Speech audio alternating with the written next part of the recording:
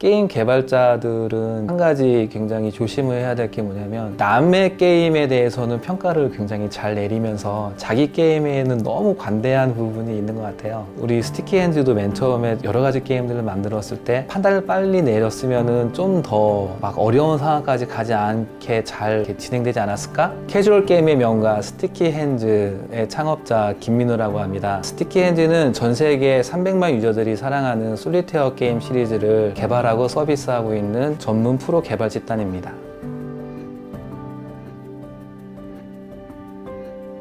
대학교 전공은 농업경제학과로 나왔어요. 전공이 그렇게 재밌지는 않았어요. 대학교 4학년 때 이제 다른 친구들은 대부분 무슨 증권사라든지 세무사 이런 쪽으로 공부를 많이 하던데 사실 저는 숫자랑 별로 많이 안 친하거든요. 컨텐츠 만드는 거나 이런 거 굉장히 재미를 느꼈었고 PC 잘 다룰 줄 알았고 그래서 어느 정도 뭐 자신이 있었지만 학벌이라든지 이런 거에 대해서는 굉장히 저는 약점이 있다라고 생각했기 때문에 어떤 이력서나 이제 자기소개서를 쓸 때 뭐 평범하게 뭐 몇 날 몇째를 태어나라고 하면 분명히 나는 서류에서부터 이제 아웃될 것이다 라고 생각을 했었고요. 이력서를 냈는데 만약 당신이 모범생을 원한다면 바로 닫아주십시오 이렇게 썼어요. 어떻게 이제 뽑혀서 들어가게 됐어요. 잘 했나 봐요.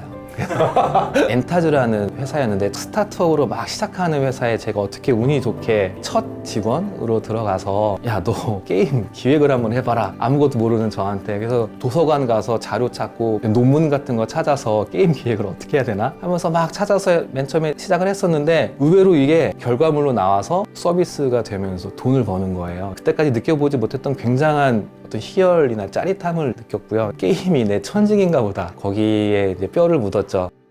나중에는 넥스 모바일이라는 회사에서 있었어요. 치열하게 스타트업에서 일을 할 때보다 큰 회사에서 일을 하다 보니까 약간 이제 매너리즘에 빠지게 되더라고요. 그때 마침 어떤 한 회사에서 스카우트 회의가 들어왔어요. 자기 회사에서 게임 사업을 한번 해보지 않겠냐? 단순히 명령만 받아서 하는 일은 여기서도 충분히 잘하고 있다. 저한테 조직을 만들어 달라라고 해서 이제 만들어진 게 핫독 스튜디오라는 작은 이제 게임 사업부로 시작한 조직이었는데요. 여기에서 이제 뭐 모두의 게임이라는 카카오에서 1000만 다운로드 이상을 기록했었던 그런 게임들 만들게 되고 맨 처음에 사업부장으로 들어가서 이사도 돼보고 부사장도 돼보고 이제 법인 대표까지 이제 진급해서 돼보고 정말 많은 주목을 받았던 것 같아요. 방송 매체에서도 막 인터뷰하러 오기도 하고 굉장히 많은 업체에서 러브콜이 오기도 하고 직원들은 굉장히 정신없이 일을 하고 있었는데 저는 그때 막 이런 성공에 약간 취해서 우리가 이 다음 차기작들이 좀 받쳐주고 잘 돼야 되는데 굉장히 많은 뭐 관심을 받고 회사도 갑자기 커지게 되고 이러면서 그 후폭풍을 이제 견디지 못하고 이제 좀 어려워지게 됐고요. 사람도 많이 뭐 뽑아보기도 하고 내보내보기도 하고 하면서 경험을 많이 했었어요.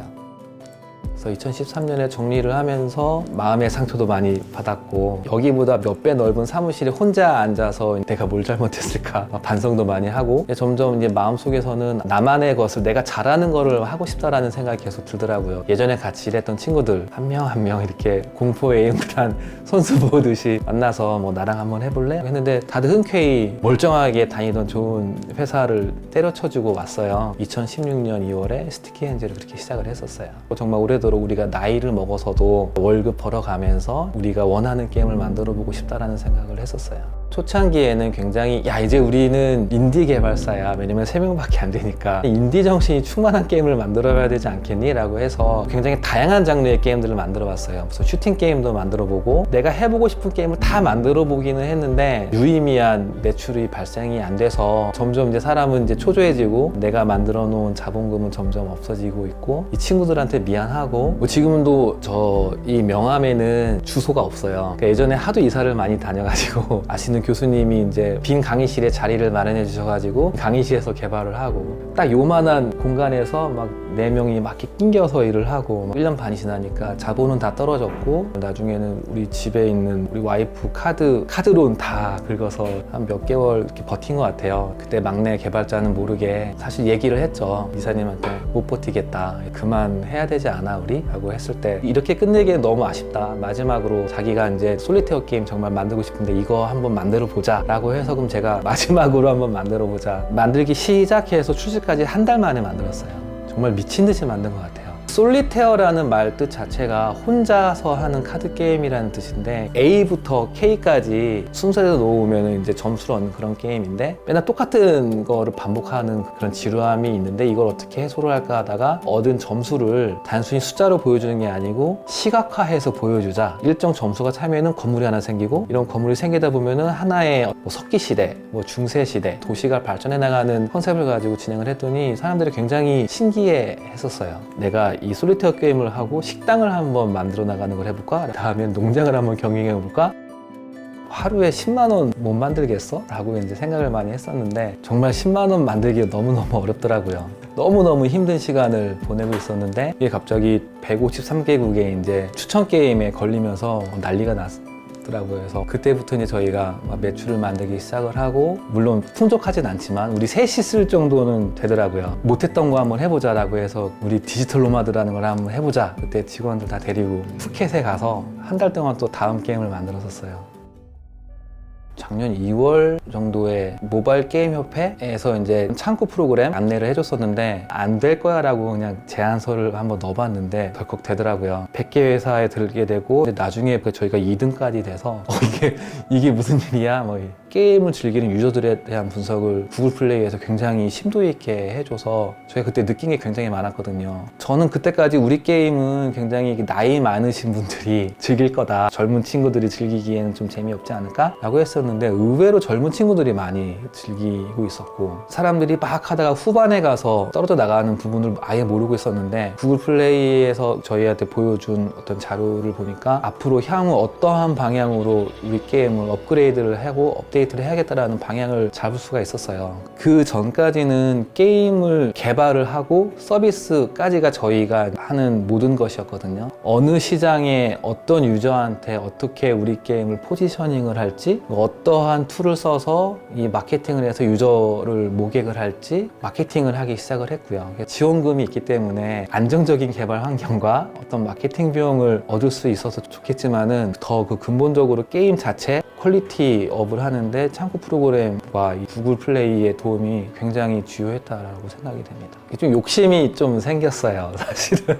가늘고 길게 단단하게 가는 그런 개발팀을 만들고 싶었는데 그래서 사람 늘리는 거에 대해서 굉장히 보수적으로 생각을 하고 있었거든요. 그 창구 프로그램 이후에 이제 저희가 인력이 좀 많이 늘었어요. 그래서 지금 현재 저희가 9명이고요.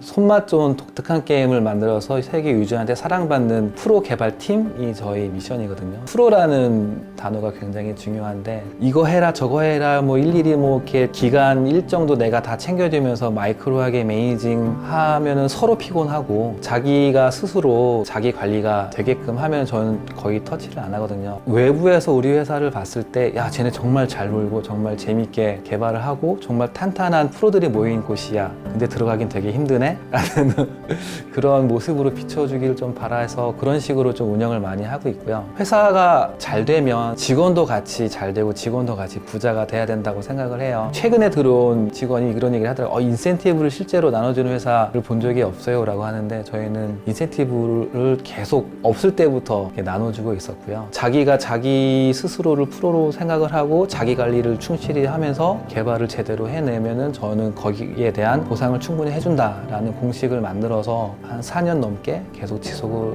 해오고 있는 것 같습니다.